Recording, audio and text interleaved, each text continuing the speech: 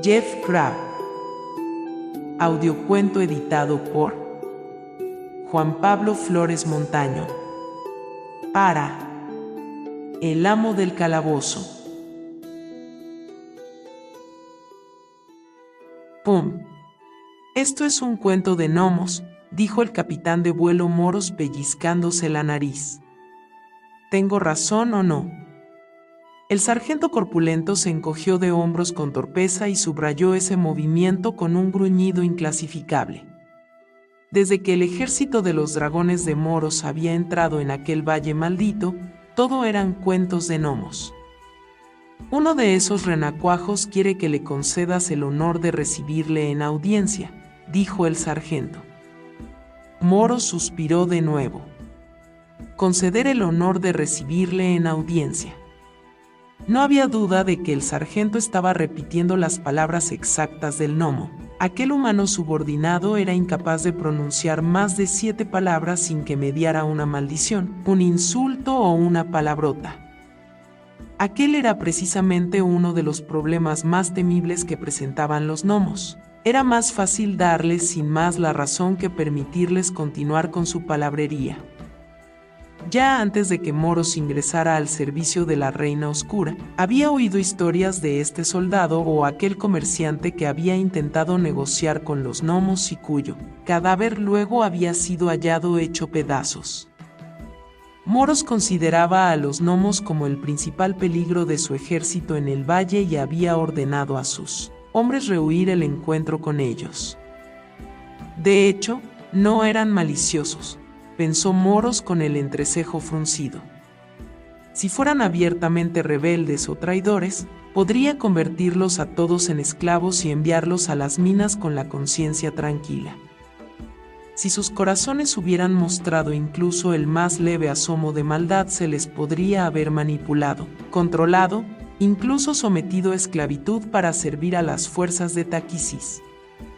Pero esos gnomos eran, ¿cómo decirlo?, inconscientes. Te podían matar, pero sin duda por accidente, entre miles de disculpas, o aún peor, entre gritos de entusiasmo. En sus adentros el capitán de destacamento deseaba encontrarse en una posición más segura, como la línea del frente de la batalla, solo, enfrentado a un batallón de elfos bien armados. Cualquier cosa menos hacer de niñera a un campamento de gnomos. Moros hizo un gesto cansado y el sargento salió por la puerta de vaivén. Un breve rayo de luz del sol otoñal iluminó el interior lóbrego de la posada. En el exterior, un calor opresivo, extraño para aquella época, se cernía sobre el valle como una manta y reducía cualquier actividad a un movimiento retardado. La posada del lugar era el único edificio de importancia en un radio de 16 kilómetros. Moros la había tomado como puesto de mando y había procurado para sí el mejor sitio de la sala. Gnomos, ¿por qué tenían que existir? Moros había pasado de encabezar la punta de lanza del ejército a quedar atrapado en un remanso tranquilo detrás del frente. Y ahora sus mandos hacían preguntas. Preguntas incómodas sobre el volumen y cantidad de tributos habituales. Y preguntas todavía más incómodas sobre la eliminación de espías y traidores potenciales entre la población nativa. ¿Acaso los zoquetes al mando no podían comprender que lo más seguro que se podía hacer con los gnomos era no hacerles caso? La guerra había ido tan bien hasta entonces. Moros dirigía unos pocos cientos de humanos reforzados con una gran brigada de ogros. Generalmente estos, respaldados por la montura de Moros, el dragón azul Salebreak, bastaban para asustar ciudades y pueblos y obligarles a rendirse sin que hubiera lucha alguna. Tal vez la guerra había ido incluso demasiado bien para ellos, pues lograron aventajar con rapidez a las demás unidades del ejército.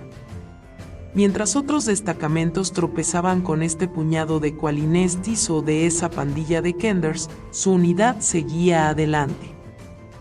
Les llegó aviso de esperar a los demás destacamentos, pero Moros se resistió a no tomar algún objetivo más, un trozo más de tierra. Los informes de aquel valle no podían haber sido mejores, un lugar principalmente agrícola, situado cerca de un cruce de caminos menor y como únicos edificios de importancia, un grupo de casas blancas con puntiagudos tejados de paja. Precisamente uno de esos edificios era la posada en la que ahora Moros se sentía atrapado como un conejo en una trampa. Aquella fue una buena campaña, pensó Moros con melancolía. Hubo algo de lucha, la necesaria para imponer a los humanos del lugar el juramento de fidelidad a los nuevos jefes. Consiguió un techo apropiado para su propio beneficio, con una prodigiosa cantidad de cerveza, y un periodo de descanso razonable para que los rezagados de su ejército los alcanzaran. Pero entonces toparon con los gnomos y todo se vino abajo. Ninguno de los habitantes locales había mencionado el campamento de gnomos que se encontraba al final del valle, pasado el riachuelo. No, ellos juraron lealtad y volvieron a sus cultivos. Solo más tarde, cuando se oyeron estallidos procedentes del final del valle y se vio llegar al campamento los restos ennegrecidos y tambaleantes de una patrulla de soldados, Moros tuvo la primera sospecha de que algo iba mal. El propietario de la posada se acercó con su andar bamboleante a la mesa de Moros. Era un humano emparentado con los granjeros, traidores a causa de su silencio. Estaba muy gordo y al andar se balanceaba lentamente como si fuera un muñeco tentetieso. Solo sus ojos, hundidos en las bolsas de sus carnes, le impedían tener un aspecto cómico. Eran fríos y duros como canicas de acero. Tras aquellos ojos, Moros podía adivinar el resentimiento de ese nombre. Su ejército había arruinado comercios, había dañado algunos edificios e incluso había arrestado a algunos clientes del posadero. Ahora Moros se pasaba el día repantigado ahí, en la sala, revisando informes, tragándose las preciadas cervezas de la posada durante el día y consumiendo los mejores licores por la noche. La idea de que su presencia irritaba al posadero casi hizo asomar una sonrisa a Moros. Casi.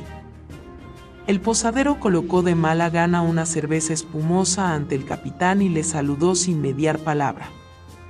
Moros le devolvió el gesto en lugar de pagar y el posadero, con su andar lento y balanceante, volvió a su puesto detrás de la barra a limpiar jarras con un trapo sucio.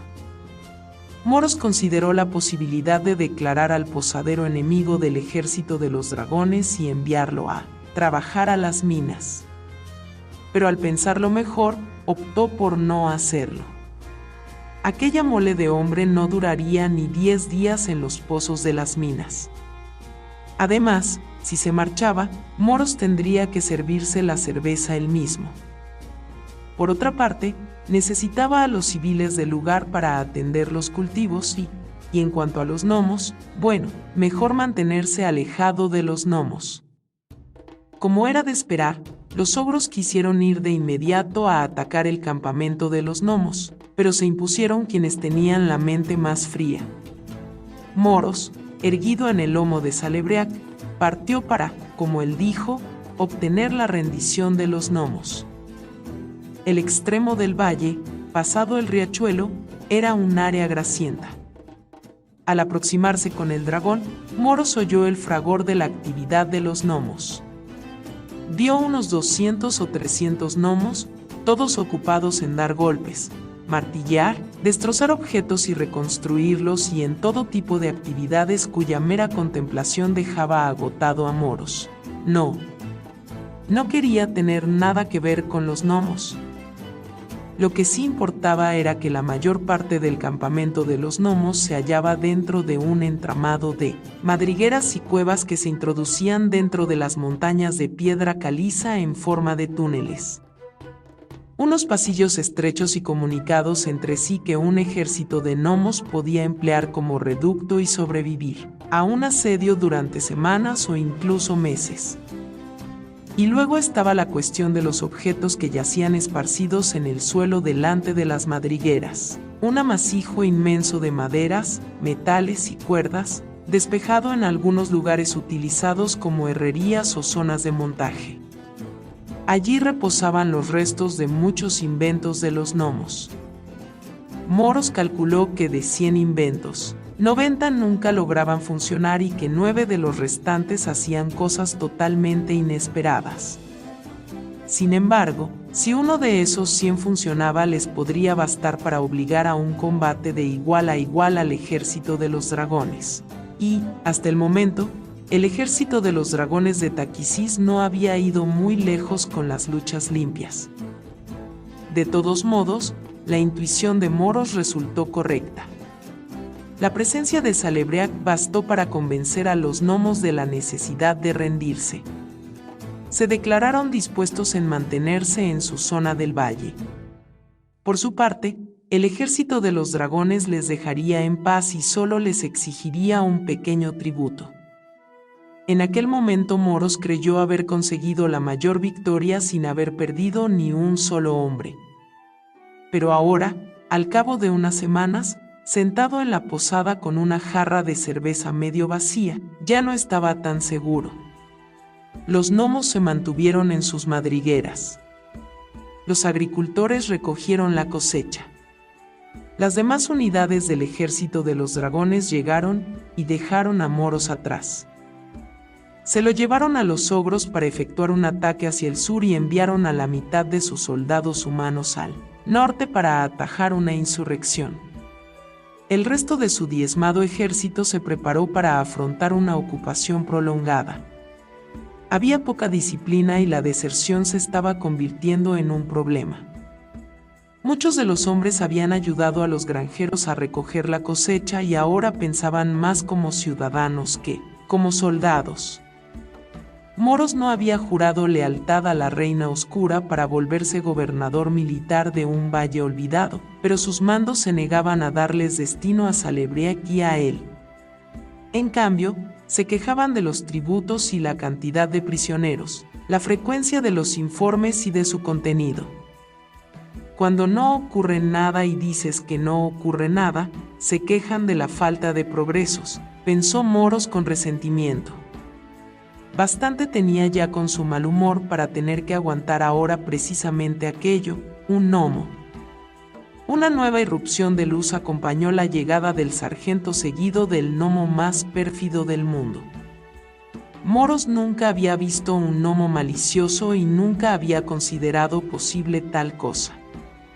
Para él y para la mayoría de sus soldados los gnomos eran como los Kenders, pequeños seres juguetones apenas superiores a los insectos. Eso sí, tenían la mala costumbre de hacer explotar cosas, pero nunca de forma intencionada. Los gnomos eran criaturas simples y eran inofensivos si se les dejaba a su aire. Sin embargo, el gnomo que avanzaba tras el sargento era distinto. Vestía unos pantalones bombachos y una camisa de lino con un chaleco negro de algodón, arrastraba el paso como los reptiles y su mirada era de serpiente. Además, se frotaba las manos sin parar. Aquel gnomo rechoncho portaba en los hombros un gabán a modo de capa, lo cual acentuaba la ya de por sí pronunciada curvatura de su espalda. Daba la impresión de ocultar toda su maldad en los enormes bolsillos del abrigo. Aquel gnomo perverso parecía un conejo rabioso o una ardilla poseída por los espíritus del abismo. Moros estaba intrigado. Era como si el mal se hubiera aferrado de forma palpable a aquel gnomo. Al mirarlo, Moros pensó que tal vez ahora había esperanza para el devenir de la raza de los gnomos. Había oído historias de hobgoblins, e incluso de draconianos, que llevaban a cabo actos de bondad y caridad de vez en cuando. ¿Aquello eran aberraciones de la norma, así que por qué no un gnomo malvado? El capitán del destacamento indicó la silla que tenía al otro lado de la mesa y el gnomo se encaramó a ella. Sin embargo, no tomó asiento. Se inclinó hacia adelante con las palmas de las manos sobre la mesa y clavó la mirada en el rostro de Moros. Parecía calmar su cuerpo canalizando toda su exaltada energía a través de los ojos. ¿Nombre?, preguntó Moros. Pum, respondió el gnomo. Pum. dijo Moros con asombro. Como el gran Y glorioso maestro, el único que aprovecha la fuerza de la explosión Y maneja los secretos oscuros desconocidos para los hombres, dijo el gnomo tras emitir un suspiro de fastidio. Moros detuvo la enunciación completa del nombre del gnomo con un gesto. El gnomo calló y volvió a dirigir una mirada profunda al capitán del destacamento. Bueno, pues, dijo Moros. ¿Qué me traes? Un arma, dijo el gnomo con una mirada brillante y vehemente. Un arma capaz de destruir todo aquello que se le oponga. Moros arqueó una ceja. Jamás hubiera esperado que un gnomo acudiera a él para ofrecerle algo destructivo. De existir, un arma así calmaría las tensas relaciones con los mandos y tal vez le permitiría escapar de aquel puesto infernal. De todos modos, las armas de los gnomos acostumbraban a ser enormes, delicadas, implosivas y nada prácticas. Muéstramela, dijo. Rápidamente el gnomo hurgó con la mano derecha en el fondo del bolsillo de su abrigo. Moros vio al sargento empuñar su espada. Al otro lado de la sala, el posadero dejó de limpiar jarras. Entonces el gnomo sacó un pequeño objeto y lo colocó sobre la mesa. El posadero alargó el cuello para poder ver mejor. El sargento se relajó y apartó la mano de su arma. Es una piedra, dijo Moros. Creo que como arma no es ninguna novedad. Pero esta es una piedra muy especial, dijo aquella pequeña criatura de mirada penetrante. Moros se preguntó si aquel gnomo parpadeaba alguna vez. El capitán cogió la piedra. No parecía tener nada especial, era igual que cualquier otra. Era de color marrón grisáceo, del mismo tipo que las piedras del lecho de todos los riachuelos en un radio de 16 kilómetros. Presentaba a un lado un trozo pequeño roto y ahí se veía una zona más gris, salpicada por manchas negras. ¿Y qué es lo que hace esta piedra tan especial?, preguntó el capitán mientras la movía entre los dedos. Explota.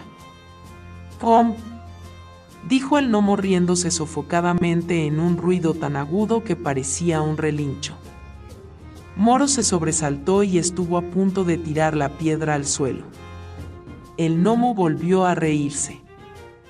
No se preocupe, esta no explotará, dijo aquella pequeña criatura.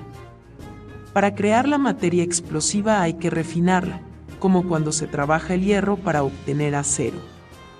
La roca sin refinar la he llamado gnomita.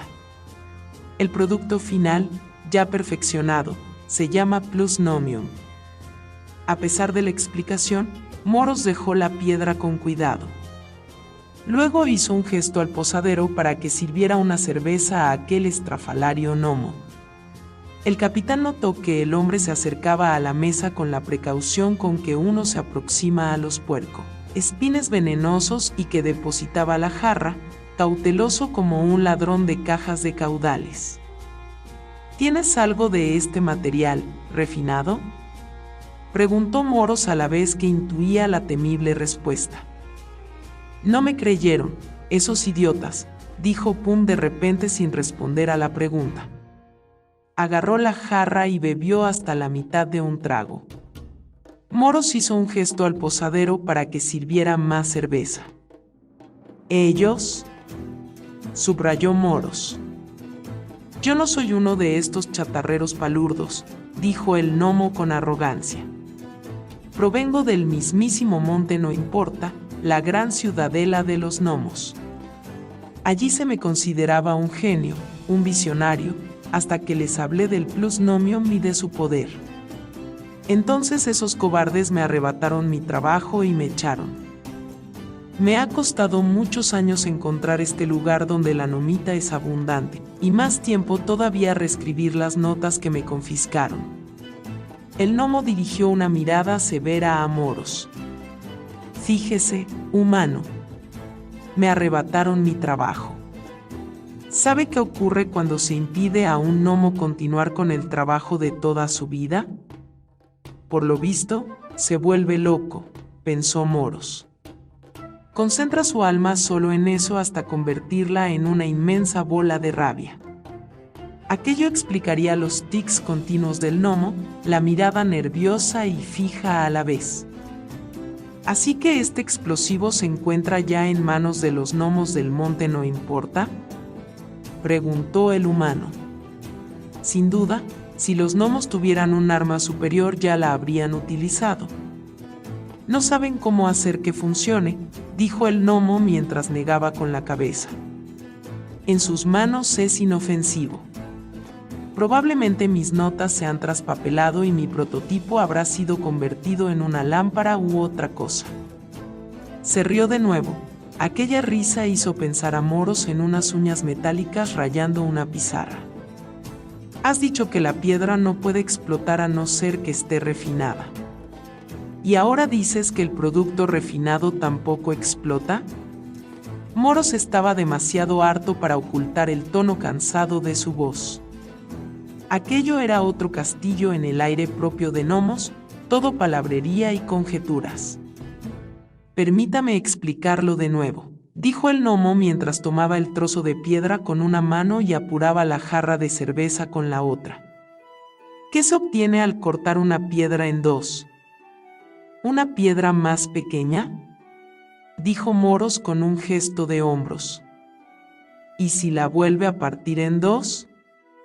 Una piedra todavía más pequeña. ¿Y si continúa partiendo en dos la piedra? La leve jaqueca de Moros se estaba convirtiendo en un dolor de cabeza en toda regla. Es posible que llegue un momento en que consiga un trozo demasiado pequeño para cortarlo. Un trozo que sea más pequeño incluso que el cuchillo empleado. Muy bien, perfecto, dijo el gnomo.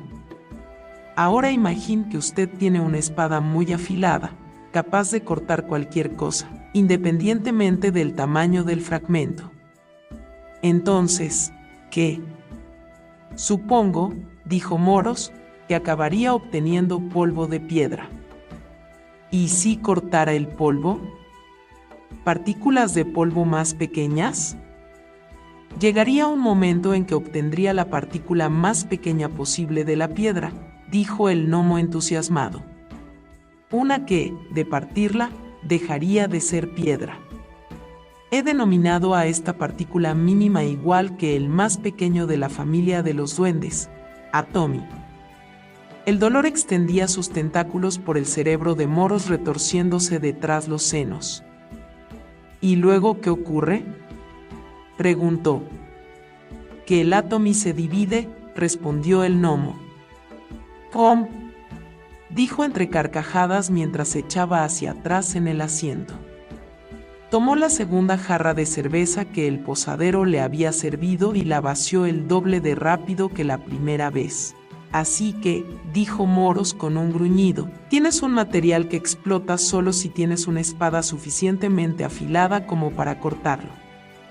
Pero ¿para qué una explosión así cuando se tiene una espada con un filo extremo? Eso solo es el principio básico. Quiero que entienda lo que le estoy contando, dijo el gnomo levantando las manos con una mirada de fastidio. El principio básico, repitió Moros entre dientes. Miró al sargento, tenía la mirada perdida. Estaba claro que su subordinado había dejado de atender a la conversación en el preciso instante en que se empezaron a partir cosas demasiado pequeñas para ser partidas. El posadero colocó otra jarra espumosa delante del gnomo y recogió las jarras vacías con un solo gesto de su gran mano. Por la expresión de su rostro, Moros supuso que aquel gordo entendía algo de lo que el gnomo decía. Y en eso ya le llevaba ventaja a él. El gnomo, sin hacer caso de las reacciones de los humanos, asió la jarra que le acababan de servir. Ciertamente resulta muy difícil partir algo hasta llegar al Atomi. De hecho, algunos materiales proporcionan un buen alojamiento a los átomos y les impiden dispersarse por el espacio. Pero otros, como el metal refinado del trozo de nomita aquí presente, no los alojan tan bien. Sus átomos están más sueltos, son inestables y pueden cortarse con facilidad. Entonces, ¡pum!, el gnomo extrajo de un bolsillo de su camiseta un dispositivo en forma de insecto y lo colocó sobre la mesa. «Otro invento mío», dijo sonriendo con orgullo. «Chirría cuando consume un átomo activo, uno que se haya desprendido de una piedra como esta». El gnomo activó un conmutador de la parte posterior del dispositivo y este emitió un chirrido molesto. A los pocos segundos, volvió a emitir otro chasquido metálico. «Observe lo que ocurre cuando le acerco la piedra», dijo el gnomo. «Se agitará más, tendrá más deseos de consumir átomos». Y, efectivamente, en cuanto el gnomo acercó la piedra al dispositivo en forma de insecto, la antena de este se agitó y los chirridos se convirtieron en un martilleo de clics que finalmente derivó en un zumbido que hizo castañar los dientes de Moros e incrementó el dolor de cabeza que ya sentía. Hizo un gesto para que el gnomo detuviera aquella demostración.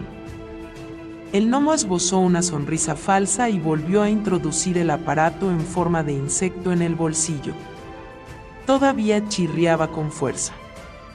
Pum dio un golpe seco en el bolsillo y por fin aquel ruido cesó. «Y ahora que tienes una piedra inestable y un contador de átomos, ¿cómo se convierte todo esto en un arma?». El gnomo apuró los restos de su tercera jarra de cerveza y sonrió. «Los átomos dispersos funcionan como una espada de filo extremadamente afilada y parten en dos átomos de superficies inestables. El metal refinado de la nomita, el plusnomium, resuma átomos dispersos. Estos, al ponerse en contacto con más plusnomium refinado, encuentran más átomos dispersos hasta que todo el material empieza a arder a causa de todos los átomos circulantes y ¡pum!, acabó Moros. Esta reacción sigue en cadena hasta que el grupo de átomos se consume en una bola de fuego». El gnomo resplandecía como si estuviera iluminado por átomos dispersos. Moros frunció el entrecejo y volvió a coger la piedra. «¿Y qué tamaño tiene? Quiero decir, la explosión. Por ejemplo, imaginemos que tomamos 400 gramos de este plusnomium refinado tuyo y lo colocamos fuera de la posada. Ahí». Moros dejó de hablar al ver que el gnomo se reía. «Si lo dejásemos ahí fuera, todo este edificio quedaría vaporizado por la explosión y reducido a los átomos de sus componentes, que saldrían disparados hasta los confines del mundo. De usted no quedaría ni siquiera lo suficiente como para llenar una tabaquera». «Bueno, de acuerdo, pues entonces en el riachuelo, al final de la colina». Moros luchaba por combatir el dolor de cabeza. Aún así, la posada caería dentro del cráter ocasionado por la fuerza de la explosión. Los huesos de ustedes se mezclarían con la tierra en llamas y se volverían vapor a causa de la intensidad de la explosión. Bueno, pues pasado el riachuelo, cerca del poblado de los gnomos. El fuego de la explosión abrazaría la posada y todos sus ocupantes un segundo después de la explosión, dijo el gnomo con naturalidad. En los primeros segundos de la misma habría un 98% de bajas entre los gnomos. Está bien, pues, en el extremo lejano del valle. El gnomo se dio unos golpecitos en los labios con su dedo gordinflón. Puede que lograra esquivar el fuego, pero el viento derivado de la explosión arrasaría este lugar y reduciría la madera a brasas. Y, claro está, si usted contemplara todo aquello, sería como mirar directamente el sol. Los ojos se le fundirían en las cuencas. De pronto, Moros se dio cuenta de que el posadero estaba junto a él, con una nueva cerveza para el gnomo. El hombre tenía los nudillos blancos en el asa de la jarra. «Gracias», dijo educadamente el capitán del destacamento. El posadero dejó la cerveza con brusquedad y se retiró. ¿De qué tamaño de explosión estás hablando?, preguntó Moros al gnomo en un intento por llegar a algo concreto.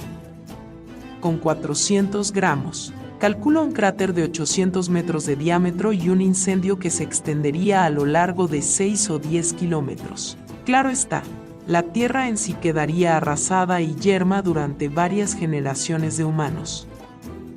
Varias generaciones, dijo lentamente el capitán del destacamento mientras asimilaba la propuesta del gnomo.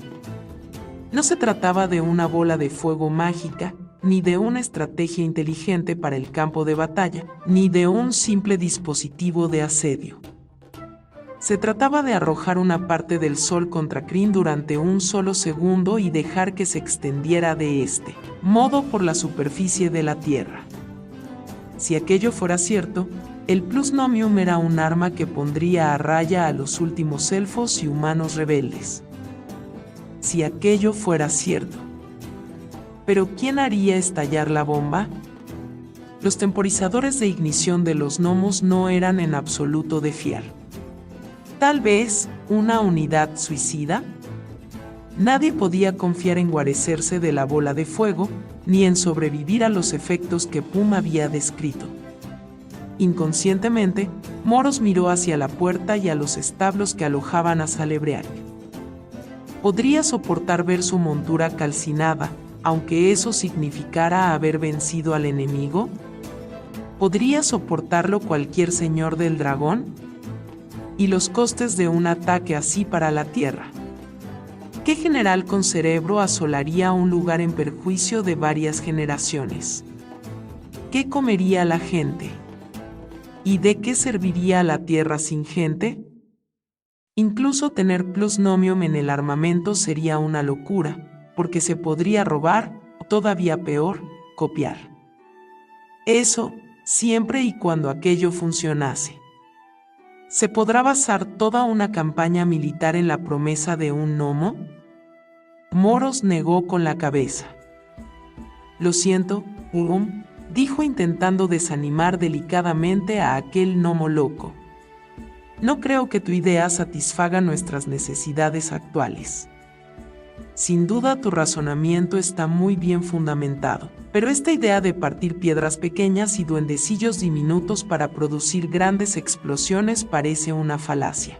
Entiéndeme, siento un gran respeto por tu talento, pero por lo general los gnomos, bueno, ya sabes. La voz del capitán del destacamento se desvaneció. El semblante del gnomo tenía el color de un nabo maduro. Los ojos le salían de las cuencas, abiertos y blancos contra el fondo de color púrpura de aquel rostro enfurecido. Todo el cuerpo del gnomo se agitaba, estremecido de furia. Moros temió que aquella pequeña criatura perturbada se pudiera convertir en una pequeña bola de fuego y estallara, de manera espontánea. Naturalmente redactaré un informe para mis superiores y si ellos están interesados, se apresuró a decir Moros. Pero era demasiado tarde. Usted es igual de estúpido que aquellos idiotas del monte no importa, tan inmersos en el pasado, tan temerosos del futuro. Pero esta vez estoy preparado, dijo el gnomo agitando un dedo acusador contra Moros con el brazo extendido. La otra mano de aquel ser perturbado hurgó en el bolsillo izquierdo del abrigo y extrajo un cubo del tamaño del puño de una persona. El cubo era liso y transparente por todas las caras y tenía una varilla gruesa de color gris que sobresalía en la parte superior. El extremo de aquella varilla estaba aplanado, como si fuera una llave. El gnomo había hablado de 400 gramos. Aquello parecía pesar 400 gramos. He construido un prototipo que funciona, explicó el gnomo entusiasmado. Puedo probar que mis teorías son ciertas. A continuación extrajo la llave de la caja. Moros se tiró debajo de la mesa, como si una tabla de madera de roble pudiera protegerle de la explosión prometida. Al hacerlo, vio que también el posadero se echaba al suelo bajo el mostrador. Entonces se dio cuenta de que ambas acciones eran inútiles ante la perspectiva de la bola de fuego que iba a venir. El sargento, algo torpe y corto de entendederas, se apresuró a arremeter contra el gnomo, pues creía que aquella criatura había activado algún tipo de explosivo. Pero la bomba no estalló. Moros se incorporó ignorando el intenso dolor que sentía en el hombro. El sargento y el gnomo luchaban entretanto en el centro de la sala. El corpulento sargento estaba sobre aquella pequeña criatura, pero el gnomo luchaba con la fuerza de un loco. El sargento tenía el rostro cubierto de profundos arañazos y el gnomo loco aún podía moverse. Al otro lado de la sala el posadero se incorporaba lentamente y su pálido rostro empezaba a asomar tras el mostrador. Entre él y Moros se encontraban el sargento, el gnomo y el contenido desparramado de los bolsillos de aquella criatura: herramientas, trozos de cuerda, libretas con páginas medio rotas, la piedra misteriosa, unos trozos de tiza mascados y aquel dispositivo en forma de insecto. El aparato contador de Atomis estaba activo de nuevo y chirriaba con estrépito. El ruido iba en aumento. Al oírlo, el capitán del destacamento se estremeció. A más ruido, más Atomis dispersos en la zona, y por lo que Moros sabía, eso significaba que el plusnomium había entrado ya en la reacción en cadena que el gnomo había descrito y que conducía a la explosión. Los Atomis estaban empezando a arder. Estaban en peligro. La bomba en forma de cubo estaba a punto de estallar. Moros miró nervioso a un lado y otro de la habitación. No veía rastro alguno del cubo. Sin duda se le había caído de las manos al gnomo cuando el sargento lo agarró y había ido a parar a alguna esquina, como un dado en una partida. Tenía que encontrar aquel cubo antes de que los convirtiera a todos en cenizas. En aquella vorágine de chirridos se le ocurrió una idea. Moros agarró aquel insecto artificial por el tórax y empezó a moverlo de un lado a otro. Si el gnomo había dicho la verdad, aquel aparato haría más ruido cuanto más cerca estuviera del cubo. A la derecha, bajo de la silla volcada, el chirrido subió de tono y, cuando Moros avanzó hacia ella, aumentó aún más. El capitán del destacamento apartó la silla. Allí estaba el cubo, resplandeciente por la energía de los Atomis que flotaban en él. Lo tocó y se dio cuenta de que estaba caliente. Pero aún faltaba la llave. Los chirridos del aparato en forma de insecto eran cada vez más intensos y aquel ruido taladraba el cerebro de Moros. El capitán del destacamento se volvió para buscar la varilla gris que desactivaba la caja. Se asustó. No la veía en ningún sitio. Entretanto, el sargento había agarrado al gnomo por el cuello de la camisa, mientras la criatura le mordía los nudillos. ¿Dónde estaba la maldita llave? Los chirridos aumentaban y se sucedían con una frecuencia cada vez mayor. Una mano gruesa agarró a Moros por la muñeca mientras otra de dedos gordos colocaba la varilla gris dentro del cubo. El chirrido del voraz contador de Atomis cesó al instante. Moros y el posadero se miraron y suspiraron al unísono. Entonces, el hombre gordo soltó la muñeca de Moros y dio un paso atrás mientras se secaba el sudor de la frente con un paño. Moros colocó de nuevo el cubo en la mesa junto a las jarras de cerveza volcadas. Finalmente el sargento consiguió imponer su fuerza y se alzó en el centro de la sala sujetando al pequeño gnomo, loco por la cintura. Este pataleaba y chillaba, pero el subordinado aguantaba estoicamente tanto las ofensas verbales como las físicas. Por la actitud del sargento era evidente que creía haber llevado a cabo una misión muy importante. Moros acercó su rostro al del gnomo, rabioso e impotente. Atacar a un oficial del ejército de los dragones es un delito penado con la muerte, dijo furioso. El gnomo palideció visiblemente al ver que el sargento sacaba su espada. Te declaro culpable de este cargo y voy a conmutar la sentencia por la de reclusión en las minas. Sargento, enciérralo hasta que Femaster pase con su carro de esclavos. El gnomo lanzó todavía algunos insultos y amenazas mientras el sargento lo sacaba de ahí. La luz del sol brilló brevemente cuando pasaron por la puerta. Moros y el posadero se quedaron a solas. Moro se volvió y miró aquel extraño objeto. Luego lo cogió y lo sostuvo en la mano. Ya no estaba caliente. El contador de Atomis chirriaba suavemente de vez en cuando. ¿Era conveniente pasar este asunto junto con el gnomo a los mandos superiores? ¿Qué ocurriría si lo hacía y no funcionaba? ¿Y si lo hacía y funcionaba? Miró al posadero, este lo contemplaba con cautela y atención. Voy a salir a patrullar con Salebriek, anunció Moros. Vamos a explorar las altas montañas del oeste. Mejor me llevo el Plusnomium, así estará a salvo. Vaya con cuidado, dijo el posadero tras un breve silencio. Esas montañas son infranqueables y no están habitadas. Sería una lástima que perdiera el Plusnomium mientras vuela. Sin duda, sería una lástima, dijo el capitán. A continuación miró al posadero, que había tomado el trozo de gnomita bruta. El hombretón manoseaba aquella piedra insignificante como queriendo descifrar su secreto.